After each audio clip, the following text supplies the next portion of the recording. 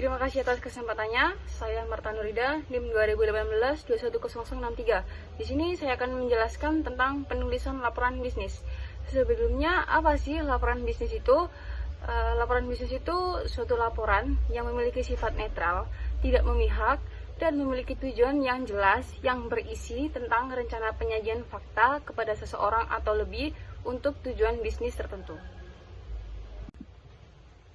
Nah, bagi suatu perusahaan, umumnya penulisan laporan bisnis itu digunakan untuk memenuhi berbagai keperluan. Seperti yang pertama ada untuk memonitor dan mengendalikan operasional perusahaan. Contohnya laporan operasional dan laporan kegiatan personal. Yang kedua, untuk membantu mengimplementasikan kebijakan-kebijakan dan prosedur yang telah ditetapkan oleh perusahaan. Misalnya, ada kebijakan penetapan posisi kerja. Yang ketiga, untuk memenuhi persyaratan-persyaratan hukum dan peraturan yang berlaku bagi perusahaan. Contohnya ada laporan pajak, laporan analisis dampak lingkungan, dan laporan ketenaga kerjaan. Yang keempat, untuk mendokumentasikan prestasi kerja yang diperlukan baik untuk keperluan internal maupun eksternal seperti laporan perkembangan dan laporan akhir suatu kegiatan. Terima kasih. Terima kasih atas kesempatannya. Perkenalkan, nama saya Francisca Meli Sukmawati. Di sini saya akan melanjutkan presentasi dari rekan saya. Yang selanjutnya ada penggolongan laporan bisnis. Laporan bisnis ini dapat digolongkan ke dalam berbagai cara menurut fungsi, subjek, formalitas, keaslian, frekuensi, jenis, atau penampilan pelaksanaan proyek dan pelaksanaan pertemuan. Masing-masing penggolongan tersebut secara rinci dapat dijelaskan sebagai berikut ini. Yang pertama ini ada menurut fungsinya.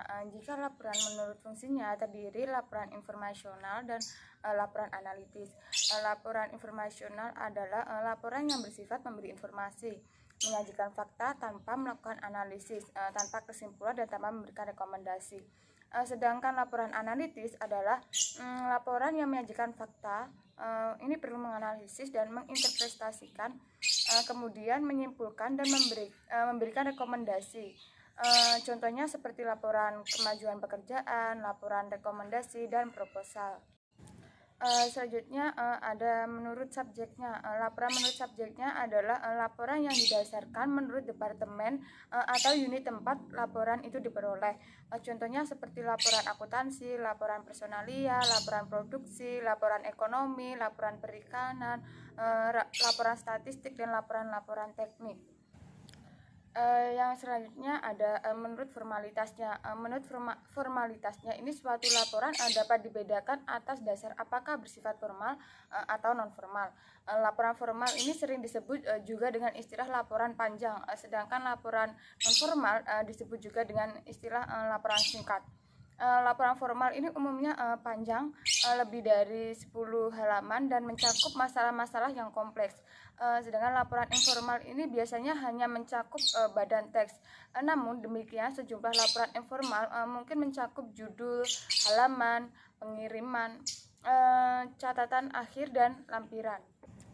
Yang selanjutnya adalah menurut keasliannya. Menurut keasliannya, suatu laporan dapat dibedakan atas dasar otoritas atau sukarela dan publik atau swasta. Laporan otoritas adalah suatu laporan yang dibuat atas dasar permintaan atau mendapat kuasa dari orang lain atau komite. Laporan sukarela ini adalah suatu laporan yang dibuat atas inisiatif Anda sendiri. Laporan swasta ini adalah suatu laporan yang dibuat oleh perusahaan-perusahaan swasta, dan laporan publik ini adalah suatu laporan yang dibuat oleh lembaga-lembaga pemerintah, termasuk sekolah-sekolah, rumah sakit, atau lembaga-lembaga lain yang dibiayai oleh negara. Terima kasih. Dan selanjutnya akan dilanjutkan oleh rekan saya. Terima kasih atas kesempatannya. Di sini saya Marsiana Viriana dengan NIM 2018-21049. Saya akan melanjutkan presentasi dari rekan saya, yaitu penggolongan laporan bisnis. Yang keempat adalah menurut frekuensinya. Menurut frekuensinya ini sendiri dibedakan menjadi dua, yaitu yang pertama atas dasar secara berkala dan atas dasar secara khusus. Yang pertama, laporan secara berkala. Biasanya ini dikeluarkan secara rutin, misalkan tiap jam, tiap hari, tiap bulan, tiap minggu, ataupun tiap tahunnya. Contohnya adalah laporan bursa saham setiap jam, laporan penjualan tiap hari, dan sebagainya. Yang kedua adalah laporan khusus, mencakup situasi atau kejadian yang unik atau khusus seperti munculnya krisis dalam suatu perusahaan. Yang kelima adalah menurut jenisnya. Ada 2 jenis laporan, yaitu laporan informal atau laporan singkat dan laporan formal atau laporan panjang. Contoh dari laporan informal ini sendiri adalah laporan memorandum, laporan surat, dan laporan cetak. Yang keenam adalah menurut kegiatan proyek. Menurut kegiatan proyek ini sendiri terdapat 3 jenis laporan. Yang pertama laporan pendahuluan, yang kedua laporan pengembangan, dan yang ketiga adalah laporan akhir. Laporan pendahuluan ini sendiri adalah mencakup bagaimana suatu proyek disiapkan, hasil yang diharapkan, dan bagaimana melakukan pelatihan pegawai. Yang kedua adalah laporan perkembangan. Laporan ini dibuat setelah proyek berlangsung yang disusun secara berkala. Yang ketiga adalah laporan akhir. Laporan ini dibuat pada saat proyek sudah berakhir. Yang ketujuh adalah menurut pelaksanaan pertemuan. Laporan bisnis ini sendiri dibedakan menjadi 4. Yang pertama adalah agenda. Agenda adalah suatu dokumen yang ditulis sebelum suatu pertemuan berlangsung. Biasanya agenda ini mencakup jadwal pelaksanaan topik, dan topik apa yang akan dibahas dalam pertemuan itu sendiri. Yang kedua adalah resolusi.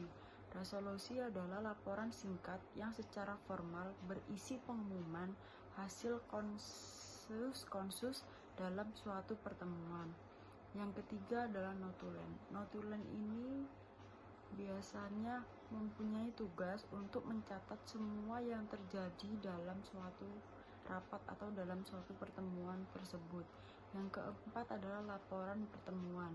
Laporan pertemuan adalah laporan resmi yang cakupan bahasannya lebih luas dan berisi hasil-hasil pertemuan atau konferensi penting. Sekian dari saya, terima kasih. Terima kasih atas kesempatannya. Perkenalkan, nama saya Felda Pavita Indraniar dengan NIM 2018-210675. Di sini saya akan melanjutkan presentasi dari rekan saya. Saya akan menjelaskan tentang persiapan penulisan laporan bisnis. Yang pertama adalah definisikan masalah, tujuan, dan ruang lingkup. Nah, tujuan pertama perencanaan adalah melakukan analisis masalah yang mencakup tujuan dalam suatu laporan bisnis. Jawaban dari pertanyaan-pertanyaan mengenai apa yang diinginkan, berapa banyak, mengapa, dan kapan. Nah, pertanyaan ini yang akan membantu Anda dalam menetapkan sebuah masalah, tujuan, ruang lingkup, keterbatasan, dan judul suatu laporan. Nah, yang kedua adalah mempertimbangkan siapa yang akan menerima laporan. Nah, jadi di sini seseorang yang ingin menyusun sebuah laporan bisnis, dia ini harus mengetahui siapa sih yang akan dia tuju untuk menyampaikan laporan bisnis ini gitu. Baik dari segi pendidikan, pengalaman, maupun sikapnya. Nah, hal ini bertujuan agar laporan yang ingin disampaikan ini bisa tersampaikan kepada audiens mengenai apa yang mereka inginkan. Lalu yang ketiga, menentukan ide atau gagasan. Dalam hal ini, Anda dapat menjelaskan ide secara umum. Lalu, laporan tersebut dibuat berdasarkan rencana kerja yang rinci. Untuk beberapa laporan, rumuskan hipotesis sebagai dasar untuk menentukan informasi yang diperlukan. Contohnya, jika tujuan Anda adalah mencari sebab dari tingkat perusahaan, maka dapat menuangkan ide-ide yang berkaitan dengan kondisi pekerjaan, supervise, gaji, serta kebijakan promosi. Nah, selanjutnya adalah mengumpulkan bahan yang diperlukan. Nah, dalam tahap ini, mengumpulkan fakta-fakta yang diperlukan dari sumber-sumber yang dapat dipercaya. Nah, laporan ini membutuhkan data yang bisa jadi ada di pikiran Anda. Tetapi perlu juga untuk mencari dengan data-data, melakukan penelitian sekunder, seperti pencarian data dari sebuah majalah, surat kabar, dokumen pemerintah. Lalu ada penelitian primer, yaitu mencari data dari catatan file organisasi, catatan harian, dan wawancara. Lalu selanjutnya adalah menganalisis dan menafsirkan data. Nah, laporan analisis yang didasarkan pada fakta-fakta yang didapatkan dari berbagai sumber. Nah, tahap ini memerlukan waktu yang cukup lama. Analisis penafsiran juga harus dibuat seobjektif mungkin. Berusaha untuk jujur, jangan menghilangkan data ataupun memanipulasikan data, karena itu akan berakibat fatal bagi sebuah perusahaan. Dan yang terakhir adalah mengordinasi dan menafsirkan kerangka akhir. Nah, setelah menganalisis dan menafsirkan data, selanjutnya dapat mengordinasi hasil temuan dan dapat membuat kerangka akhir.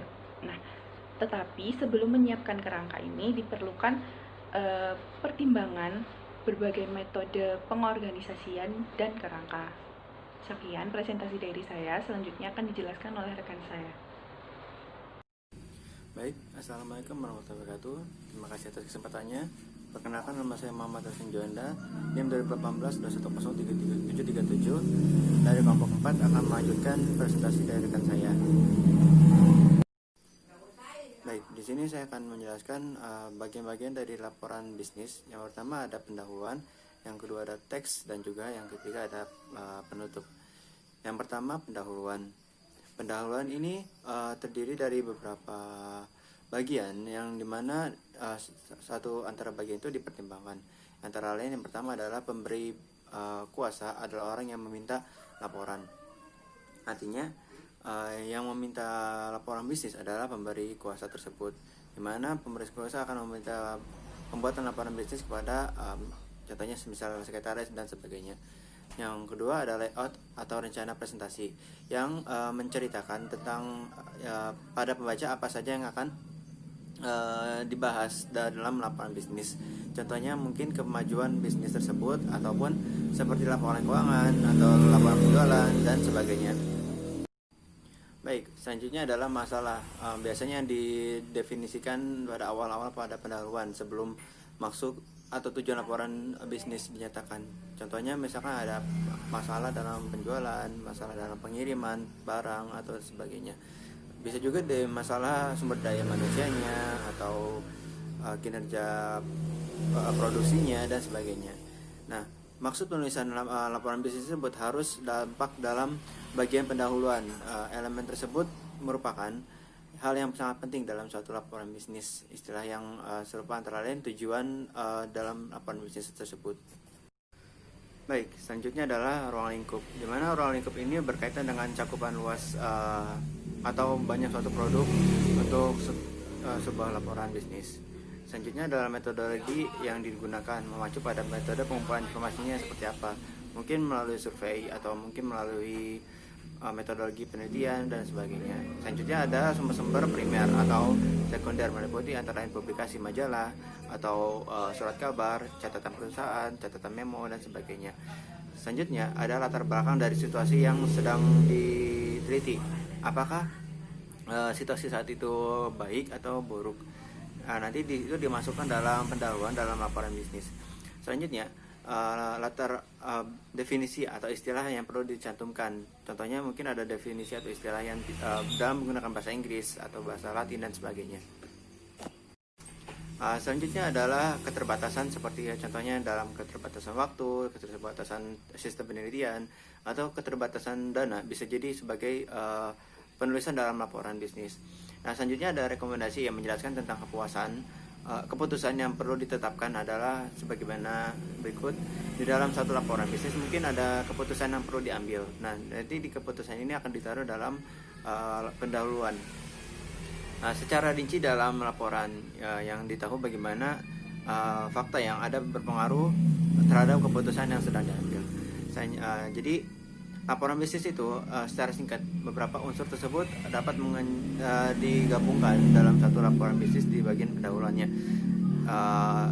Jadi judul pendahuluan dapat selanjutnya adalah keterbatasan seperti contohnya dalam keterbatasan waktu, keterbatasan sistem penelitian, atau keterbatasan dana bisa jadi sebagai penulisan dalam laporan bisnis. Nah, selanjutnya ada rekomendasi yang menjelaskan tentang keputusan yang perlu ditetapkan adalah sebagaimana berikut. Di dalam satu laporan bisnis mungkin ada keputusan yang perlu diambil. Nah, nanti di keputusan ini akan ditaruh dalam pendahuluan. Secara rinci dalam laporan yang ditahu bagaimana fakta yang ada berpengaruh terhadap keputusan yang sedang diambil. Jadi laporan bisnis itu secara singkat, beberapa unsur tersebut dapat digabungkan dalam satu laporan bisnis di bagian pendahuluannya. Baik, selanjutnya adalah penutup. Nah, penutup ini terdiri dari beberapa bagian. Yang pertama ada rangkuman, berisi ringkasan pembahasan secara menyeluruh, kadang fakta, atau kadangkala hanya berisi butir-butir yang perlu dicantumkan saja, atau mungkin lebih tepatnya pada kesimpulan tanpa memasukkan pendapat pribadi penulis. Yang selanjutnya ada rekomendasi, menyarankan suatu program tindakan yang didasarkan oleh kesimpulan telah dibuat pada teks dan pendahuluan yang telah dibuat di lapangan bisnis. Selanjutnya ada rencana tindakan, merupakan pernyataan terakhir yang mencakup waktu pelaksanaan program, anggaran yang diperlukan, dan orang-orang yang bertanggung jawab pada kerja-kerjanya sebagai berikut, seperti itu. Selanjutnya ada proporsi. Istilah proporsi belakangan ini digunakan dalam dunia akademis. Intinya itu seperti apa saja yang diperlukan untuk penulisan laporan bisnis tersebut. Terima kasih dari saya. Assalamualaikum warahmatullahi wabarakatuh. Assalamualaikum warahmatullahi wabarakatuh. Terima kasih atas kesempatannya. Di sini saya Ena Dwi Kristianti, NIM 2018-210863. Di sini saya akan melanjutkan presentasi dari rekan saya, yaitu tentang organisasi tubuh laporan bisnis. Ya, organisasi tubuh laporan bisnis itu yaitu bentuk penyusunan laporan punya daya tertentu yang akan mempengaruhi pembaca, yaitu yang pertama adalah cara menyusun tubuh laporan bisnis. Ada dua cara yang digunakan untuk menyusun tubuh laporan bisnis. Yang pertama adalah cara deduktif atau cara langsung, dan yang kedua adalah cara induktif atau secara tidak langsung. Ya, kemudian banyak cara yang disusun secara deduktif karena pembacanya ingin lebih tahu terlebih dahulu dari dini mengenai kesimpulan dan rekomendasi laporan bisnis. Yang pertama, cara deduktif. Dalam suatu laporan panjang, pembaca biasanya lebih suka menggunakan cara deduktif karena memberikan kepada pembacanya suatu gambaran yang cepat sebelum mereka mengetahui secara lebih rinci. Kemudian yaitu cara induktif, menjelaskan fakta-fakta yang ada sebelum ide pokok, kesimpulan atau rekomendasi yang dikemukakan. Dan saya akan menjelaskan tentang cara menyusun teks laporan bisnis. Nah, salah satu tugas yang paling rumit dalam membuat laporan bisnis adalah memutuskan cara terbaik untuk menyusun fakta-fakta yang tersedia sehingga membentuk bagian teks laporan bisnis, dan dapat mengembangkan teks dengan cara-cara yang akan saya sebutkan, yaitu yang pertama membuat topik-topik atau kriteria, yaitu yang kedua menyusun urutan suatu peristiwa atau kejadian-kejadian, yang ketiga mendeskripsikan lokasi atau tempat, kemudian menjelaskan suatu proses prosedur, kemudian menyusun ukuran tingkat pentingnya secara alfabet, menyusun urutan tingkat formalitas, dan pemecahan masalah. Ya, kemudian yang ketiga yaitu metode kerangka. Sebelum menulis laporan, kerangka membantu untuk melihat hubungan di antara topik, membandingkan proporsi dan judul, mengecek keterlibatan keseluruhan dalam suatu susunan yang logis, dan menghilangkan tumpang tindih. Saya akan menjelaskan yang pertama yaitu jenis-jenis judul. Dalam penulisan laporan, jenis-jenis judul dapat digolongkan ke dalam 4 judul topik, yaitu judul topik, judul kalimat lengkap, judul kalimat imperatif, dan yang keempat adalah judul varian. Kemudian yang kedua adalah format kerangka. Nah, kerangka yang singkat atau pendek yaitu hanya 3 dan 4 judul dan subjudul. Sedangkan untuk kerangka yang panjang dapat menggunakan salah satu dari ketiga cara yang tersedia. Bila menyusun judul atau subjudul, diperlukan 3 hal yang akan saya jelaskan, yaitu yang pertama, tempat ide-ide yang paling penting untuk tingkat tertinggi, lalu pertimbangkan panjang laporan subjek dan pembaca. Yaitu yang kedua, sedapat mungkin cobalah untuk menjaga keseimbangan masing-masing bagian. Yang ketiga, jika Anda membagi suatu topik, paling tidak Anda Paling tidak Anda mempunyai 2 subjudul. Yang keempat yaitu menggunakan pertimbangan dengan baik. Jangan terlalu banyak dan jangan terlalu sedikit untuk subjudul. Yang kelima, jika tidak pernah menggunakan judul laporan, sebaiknya sebagai bagian judul. Ya, terima kasih. Sekian presentasi dari kelompok kami. Wassalamualaikum warahmatullahi wabarakatuh.